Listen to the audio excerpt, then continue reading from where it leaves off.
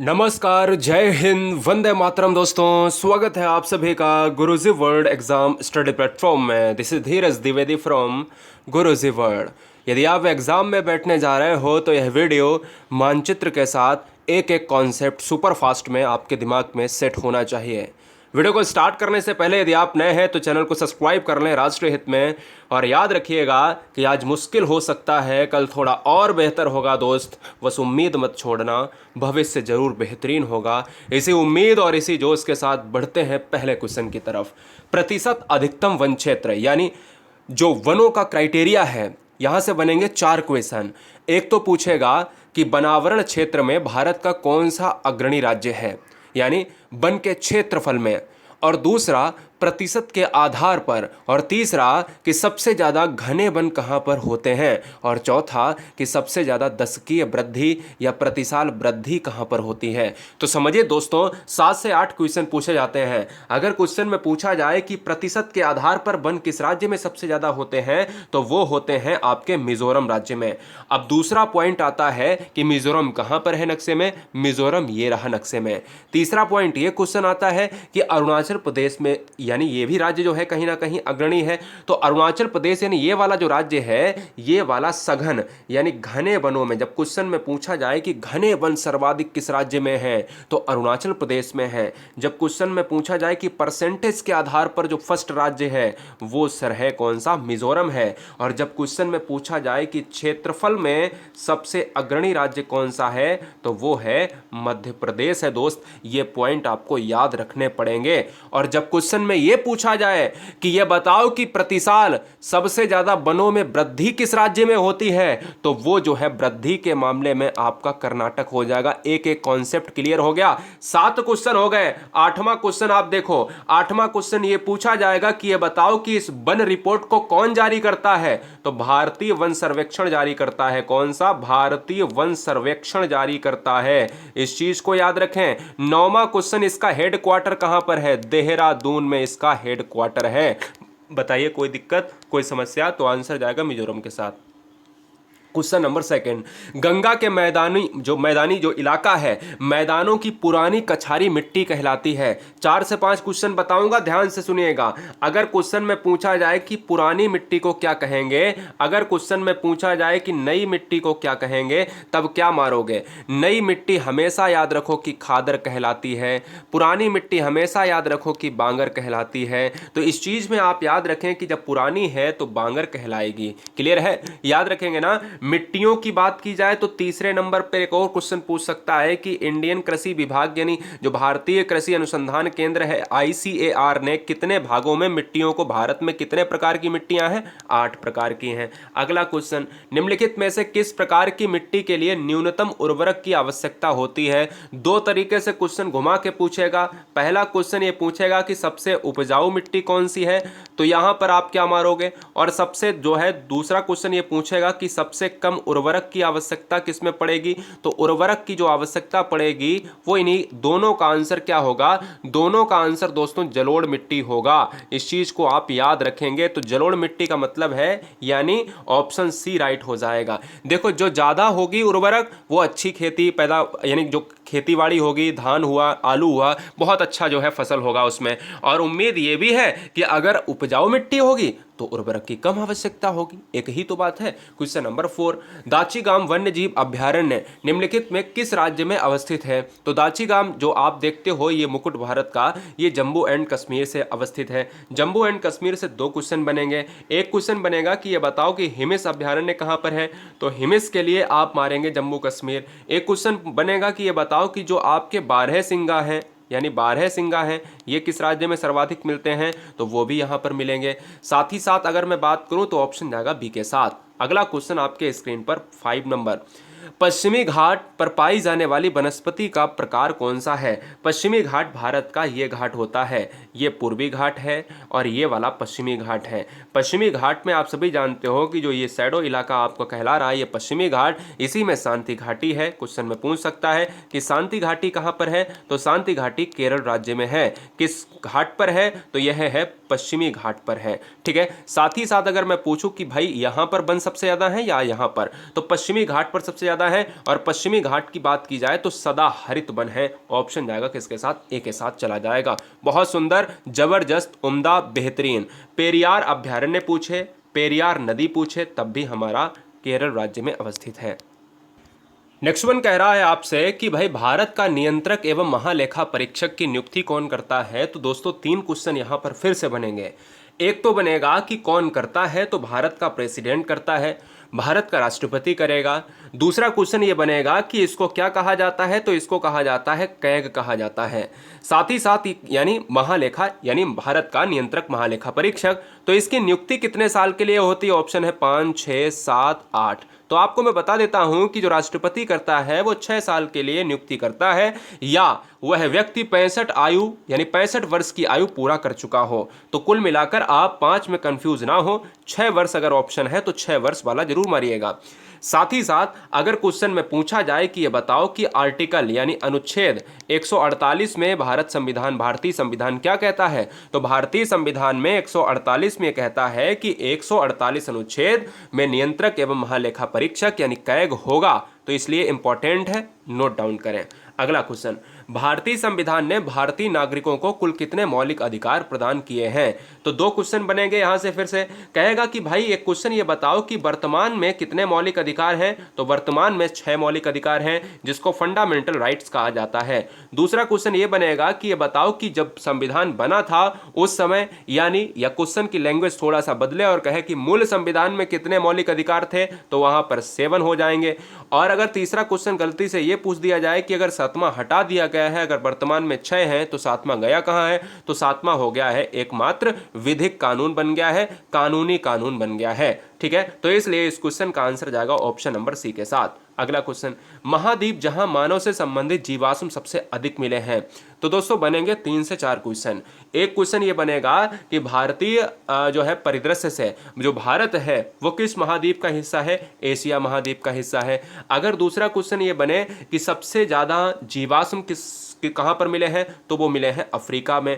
Question number 3 ये भी बनेगा कि ये बताओ कि भाई अंध महाद्वीप किसे कहा जाता है, अंध महाद्वीप ये किसे कहा जाता है। या फिर चौथा क्वेश्चन आपसे ये पूछेगा कि काला महादेश के नाम, या काला महादेश या काला महाद्वीप एक ही चीज है, बार बार क्वेश्चन में आता है, तो इन सभी का आंसर अफ्रीका ही होगा।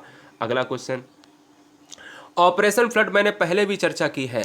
ऑपरेशन फ्लड किससे संबंधित है, तो ऑपरेशन फ्लड किससे संबंधित है, कमेंट कीजिएगा दोस्तों। तो मैं आप सभी को बता देता हूं कि देखो डेयरी विकास भी है, यहाँ पर डेयरी विकास भी है और आयात का जो दूध का आयात है ये भी है। तो मैं आपको बता देता हूं कि जो दुग्ध है, दुग्ध यानी ऑपरेशन फ्लड जो है डेयरी विकास से संबंधित है, दुग्ध उत्पादन से संबंधित है। वैसे ये आपको एग्जाम में सी और डी ऑप्शन अलग अलग मिलेंगे, एक साथ में मिलेंगे नहीं। मैं आपको बता देना चाहता हूं, यहाँ पर एक क्वेश्चन पूछा जा सकता है कि श्वेत क्रांति के जनक कौन है, तो वर्गीस कुरियन है। यह बात आप याद रखिएगा। ठीक है, श्वेत क्रांति के जनक वर्गीस कुरियन है। और श्वेत क्रांति किससे संबंधित है, दुग्ध से संबंधित है। इस चीज को भी आप याद रखने की कोशिश करें। नेक्स्ट वन कह रहा है कि एक सींग वाला गैंडा कहाँ पर पाया जाता है। आप सभी को पता होगा गैंडे जो है असम राज्य में सबसे ज़्यादा प्रसिद्ध माने जाते हैं, और असम वाला ऑप्शन ढूंढना पड़ेगा। असम वाले ऑप्शन 2 हैं, एक तो ये है और एक ये है। अब आप क्या मारोगे, अब भाई सिंपल सी बात है कि थोड़ा सा दुविधा में आप आ ही जाओगे। तो असम के लिए आप काजीरंगा जो प्रसिद्ध है वो एक सींग वाले गैंडे के लिए प्रसिद्ध है। अब बात आती है कि असम मारे या पश्चिम बंगाल मारे, तो समझिएगा दोस्त यहाँ पर पश्चिम बंगाल और असम वाला क्षेत्र बिल्कुल क्या हो जाएगा, सही हो जाएगा। पश्चिम बंगाल वाला क्षेत्र और असम ये गेंडे के लिए प्रसिद्ध हैं। अगर क्वेश्चन में पूछा जाए कि काजीरंगा कहाँ पर है, तो काजीरंगा कहाँ पर मारोगे, असम में मारोगे। अगर असम की बात अगर की जाए तो असम में काजीरंगा है और असम में ही क्या है, मानस अभ्यारण्य भी है।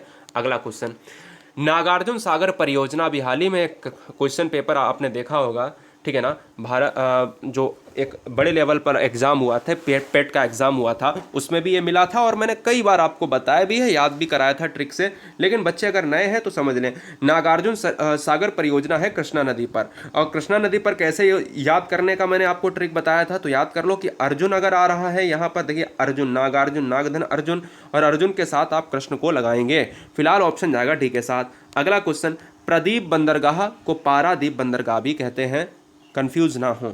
क्योंकि यहाँ पर सरल भाषा में लिख दिया गया है। हो सकता है एग्ज़ाम में पारादीप ना लिख कर आए और आपने पारादीप पढ़ा ही है। पारादीप हर बच्चा जानता है कि वो उड़ीसा में है, लेकिन मैंने इस क्वेश्चन का डाउट क्लियर करने के लिए इस क्वेश्चन को लिया है, इसलिए आंसर क्या जाएगा, ऑप्शन नंबर सी के साथ चला जाएगा। पारादीप बंदरगाह से 2 क्वेश्चन बनेंगे, एक तो उड़ीसा से क्वेश्चन बनेगा कि कैपिटल, तो यहाँ पर हो जाएगा, ठीक है ना। और एक क्वेश्चन ये बनेगा कि सबसे ज़्यादा जो है कछुआ कहाँ पर होंगे। दूसरा क्वेश्चन ये बनेगा सबसे ज़्यादा मगरमच्छ कहाँ पर होंगे। तीसरा क्वेश्चन ये बनेगा कि ये बताओ, क्या बताओ भैया, हाँ उड़ीसा से एक और क्वेश्चन बनेगा कि ये जो पारादीप बंदरगाह है ये कैसा बंदरगाह है, ये ज्वारीय बंदरगाह है। कैसा है, ज्वारीय बंदरगाह है, जिस तरीके से अपन गुजरात वाला देखते थे। अगला क्वेश्चन, कोरल रीफ या जीवाश्म पट्टी प्रायः कहाँ पर पाई जाती है। कोरल रीफ्स आप समझते हो, जो मूंगा की चट्टानें होती हैं, जिस तरीके से लक्षद्वीप की हम बात करते हैं तो लक्षद्वीप में आपको मिल जाएगा। इसी तरीके से ये पूरे विश्व से क्वेश्चन, यानी ये वर्ल्ड वाला क्वेश्चन है, ये भारत से क्वेश्चन नहीं है। तो वर्ल्ड वाला क्वेश्चन क्या कह रहा है, तो वर्ल्ड वाला ये क्वेश्चन है कि जिस तरीके से हम भारत को यहाँ पर पूरे विश्व को बनाते हैं, पृथ्वी 0 डिग्री से बीच से विभाजित होती है और मकर रेखा नीचे से जाती है और कर्क रेखा यहाँ से जाती है। तो अब मैं आपको बता दूं कि सबसे ज़्यादा जो मूंगा की चट्टानें हैं, कोरल रीफ्स हैं, वो दोस्तों कहाँ पर होंगी, कर्क रेखा और मकर रेखा के बीच में, ये वाले पार्ट में जो है सबसे ज़्यादा होंगी और इसी में भारत आता है यहाँ पर, ठीक है। तो इसलिए यहाँ पर क्या आंसर हो जाएगा, ऑप्शन नंबर किसके साथ चला जाएगा, बी के साथ चला जाएगा। बहुत अच्छे। अगला क्वेश्चन, बुक्सा बाग परियोजना, क्वेश्चन में आ सकता है कि बुक्सा बाग परियोजना किस राज्य में है, बताइए। बुक्सा बाग परियोजना किस राज्य में है, तो मैं यार बता दूं आपको कि यह है आपके पश्चिम बंगाल में। कहाँ पर है, यह जो है बुक्सा टाइगर रिजर्व जो है वेस्ट बंगाल में अवस्थित है और ऑप्शन जाएगा किसके साथ, बी के साथ। यहाँ पश्चिम बंगाल से एक और क्वेश्चन बन सकता है कि ये किस जिले में है, तो जलपाईगुड़ी में। कहाँ पर है, जलपाईगुड़ी में है, जलपाईगुड़ी में है, ठीक है, जलपाईगुड़ी में है। और पश्चिम बंगाल से क्वेश्चन और बन सकता है कि दुर्गा पूजा किस राज्य का प्रमुख त्यौहार है।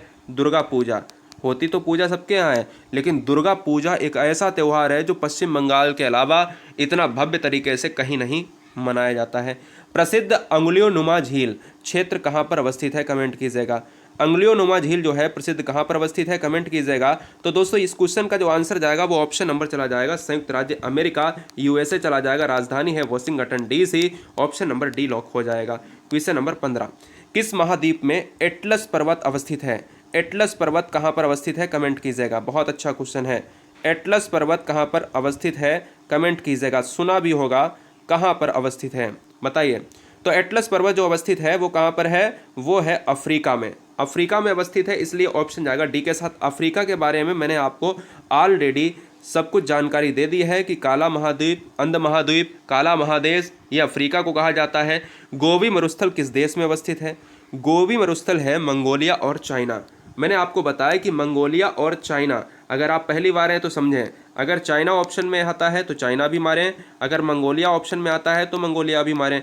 चाइना मंगोलिया आएंगे तो साथ साथ आएंगे, वरना अलग अलग नहीं आएंगे। क्लियर है। अगला क्वेश्चन, सबसे अच्छा ये बताओ, सबसे जो है सबसे बड़ा मरुस्थल कौन सा है। सबसे बड़ा मरुस्थल है सहारा मरुस्थल है, 11 देशों में फैला हुआ मरुस्थल सहारा, लीबिया, चाड, माली, सोमालिया, इस तरीके के देशों को कवर करता है, ठीक है। फिलहाल 17 नंबर, कौन सा जोड़ी सुमेलित नहीं है, कमेंट कीजिएगा।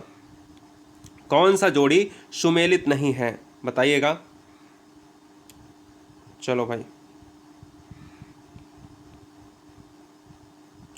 क्या बात है। तो दोस्तों अगर बात करें यहाँ पर इस क्वेश्चन का जो राइट आंसर जाएगा वो ऑप्शन नंबर चला जाएगा सी के साथ। देखिए, चिली का मॉन्टियागो हो जाएगा, अर्जेंटीना का ब्यूनस आयर्स हो जाएगा, उत्तरी कोरिया सियोल नहीं, दक्षिणी कोरिया हो सकता है, लेकिन उत्तरी कोरिया का क्या होता है, प्योंगयांग होता है। क्या होता है, प्योंगयांग होता है। इस चीज़ को आप हमेशा याद रखिएगा, क्या होता है, प्योंगयांग। क्लियर है, ठीक है। ये क्या होता है, यहाँ उत्तरी अमेरिका में सियोल नहीं हो सकता। कोई मुझे ये बताएगा कि भाई ये बताओ, सैमसंग जो कंपनी का मोबाइल चलता है वो किसका है, उत्तरी अमेरिका का है या उत्तरी कोरिया का है या दक्षिणी कोरिया का है। उत्तरी कोरिया, अमेरिका नहीं, उत्तरी कोरिया या दक्षिणी कोरिया, जल्दी से कमेंट करिएगा। अगला क्वेश्चन आपके स्क्रीन पर मैं लेता हूँ, हाँ जल्दी फटाफट कमेंट करिए। नेक्स्ट वन कह रहा है, बिहू कहाँ का प्रसिद्ध लोक नृत्य है, लोकप्रिय उत्सव है, तो हर बच्चा जानता होगा असम राज्य का है। असम से क्या याद करना है, काजीरंगा, मानस, गर्म पानी अभ्यारण्य और बिहू। ठीक है ना, ये 4 चीज़ें आपको याद करनी है। अगला क्वेश्चन, विवेकानंद रॉक मेमोरियल कहाँ पर अवस्थित है? इंपॉर्टेंट है क्वेश्चन, टफ लेवल में अगर पूछा जाएगा तो ये क्वेश्चन देखने को मिलेगा। विवेकानंद रॉक मेमोरियल अवस्थित है तमिलनाडु क्षेत्र में। अगला क्वेश्चन, मोहनजोदाड़ो कहाँ पर अवस्थित है? तो मोहनजोदाड़ो जो क्षेत्र है दोस्तों वो कहाँ पर अवस्थित है? जहाँ पर आप जो है बात करते हो कि भाई रखालदास बनर्जी, दयाराम साहनी, तो दयाराम साहनी हड़प्पा के लिए जाने जाते हैं, मोहनजोदड़ो रखालदास बनर्जी ने इसकी खोज करी है। सिंध में ऑप्शन जाएगा किसके साथ? बी के साथ। अगला क्वेश्चन, सिंधु सभ्यता में बृहद स्नानागार पाया गया है? वेरी वेरी मोस्ट इंपॉर्टेंट, देखने को मिलेगा। बृहद स्नानागार हड़प्पा में या मोहनजोदड़ो में? तो देखिएगा जो आपका अगर मैं बात करूं केंद्र, जो आपका जहेज रानी केंद्र जो है सिंधु सभ्यता में देखा जाता है वो लोथल है। अगर देखा जाता है कि बृहद स्नानागार तो मोहनजोदड़ो है। सबसे प्राचीन हड़प्पा, सबसे प्रथम हड़प्पा, ऑप्शन ए चला जाएगा। अगला क्वेश्चन आपके स्क्रीन पर है, महात्मा गांधी को अधनंगा फकीर किसने कहा था? महात्मा गांधी को अधनंगा फकीर कहने वाले कौन थे? विंस्टन चर्चिल थे। ऑप्शन किसके साथ चला जाएगा? 22 का सी ऑप्शन राइट हो जाएगा।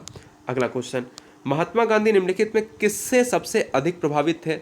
दोस्तों यदि आप पहली बार हैं तो सब्सक्राइब जरूर कर लें, क्योंकि यहाँ पर चीज़ें फैक्ट के साथ मिलेंगी। स्टार्टिंग से आपको वीडियो जब मैंने स्टार्ट किया था तो मैंने देखो कम समय के अंदर पूरा डिटेल के साथ 16 मिनट के अंदर कहाँ पर हमने वीडियो पहुँचा दिया है। और उम्मीद ये है कि कम समय बहुत कम होना चाहिए और हर टीचर की योग्यता के आधार पर हर बच्चे की योग्यता बनती है। और बेहतरीन ब्रिलियंट बच्चे हो आप सभी, एग्ज़ाम में फतेह करोगे ये मेरा पूरा विश्वास है। महात्मा गांधी सबसे ज़्यादा अगर प्रभावित थे वो लियो टॉलस्टॉय से, इनकी बहुत बुक्स इन्होंने पढ़ी हैं और काफ़ी जो है अपने जीवन में उतारा भी है। कार्डमम पहाड़ियाँ कहाँ पर अवस्थित हैं? तो कार्डमम पहाड़ियाँ दोस्तों केरल राज्य में अवस्थित हैं। इनको कहा जाता है इलायची की पहाड़ियाँ। क्या कहा जाता है? इलायची की पहाड़ियाँ कहा जाता है। ऑप्शन जाएगा सी के साथ। देखिए यहाँ पर थोड़ा सा गलत हो गया है नीचे आंसर, तो यहाँ पर आपको केरल ही याद रखना है। साथ ही साथ मैंने आपको बताया था कि पश्चिमी घाट सबसे पहले 5 जून को यहाँ पर क्या इंटर होता है? मानसून सबसे पहले अगर क्वेश्चन में पूछा जाता है केरल ही होगा। अगला क्वेश्चन 25 नंबर, अरावली श्रेणियाँ किस राज्य में अवस्थित हैं? तो अरावली श्रेणियाँ जो है राजस्थान से लेकर दिल्ली के क्षेत्र तक, यानी दिल्ली के क्षेत्र तक पाई जाती हैं और बीच में आगे जो है नीचे विलुप्त हो जाती हैं और जम्मू कश्मीर तक आपको नीचे ज़मीनी स्तर पर मिलेंगी। लेकिन जो इलाका है वो राजस्थान हो जाएगा और राजस्थान अगर इलाका है तो ऑप्शन नंबर ए चला जाएगा। बहुत बढ़िया। अगला क्वेश्चन, पंजाब केसरी के नाम से कौन जाना जाता है? पंजाब केसरी के नाम से जाना जाता था लाला लाजपत राय को। ऑप्शन जाएगा 26 का डी। साथ ही साथ बता देना चाहता हूँ कि कई लाठियों के जो है प्रहार से इनकी मृत्यु हुई। आप हमें बताएंगे कि किस कांड में लाला लाजपत राय को लाठियों को खाना पड़ा और इनकी मृत्यु हुई? कहाँ पर ऐसा हुआ था? जरा खोज कर बताइए, उम्मीद है कि आप सही कर लोगे। फूट डालो और राज करो, फूट डालो और नीति करो, इस तरीके के अगर ऑप्शंस आते हैं तो 2 क्वेश्चन बनेंगे। एक तो पूछेगा कब? 1905 में। एक तो पूछेगा कि फूट डालो यानी अगर बंगाल विभाजन की बात करो तो नीति अपनाई थी किसने अपनाई थी? लॉर्ड कर्जन ने। आंसर जाएगा सी के साथ। निम्नलिखित में कौन सी गंगा सहायक नदी नहीं है? देखिएगा कोसी है, गंडक है, सोन है। स्वर्ण रेखा नदी है नहीं है, तो 28 का क्या हो जाएगा? ए आंसर हो जाएगा। लास्ट के 2 क्वेश्चन फटाफट और कर लेते हैं। कोडाई कोनाल पहाड़ी है, तमिलनाडु क्षेत्र से संबंधित हैं। याद रखिएगा कोडाई कोनाल कहाँ पर है? तो तमिलनाडु क्षेत्र से संबंधित हैं। और कहाँ पर है, किस श्रृंखला का हिस्सा है? तो ये पालिनी श्रृंखला का हिस्सा है। ठीक है, तो ये चीज़ आप याद रखें। स्टेट आपको याद रखना है, गलती नहीं करनी है। और लास्ट का ये क्वेश्चन, सबरीमाला मंदिर कहाँ पर अवस्थित है? तो दोस्तों याद रखना है, ये क्वेश्चन बहुत इंपॉर्टेंट है। सबरीमाला मंदिर कहाँ पर अवस्थित है? केरल राज्य में अवस्थित है, जो महिलाओं के बैन की बात करता रहा है और काफ़ी चर्चे में है, चर्चित है, चर्चित रहेगा, क्वेश्चन आ सकता है। जय हिंद, वंदे मातरम, इंकलाब जिंदाबाद। वीडियो को लाइक कर लें, चैनल को सब्सक्राइब कर लें। राष्ट्र हित में वंदे मातरम।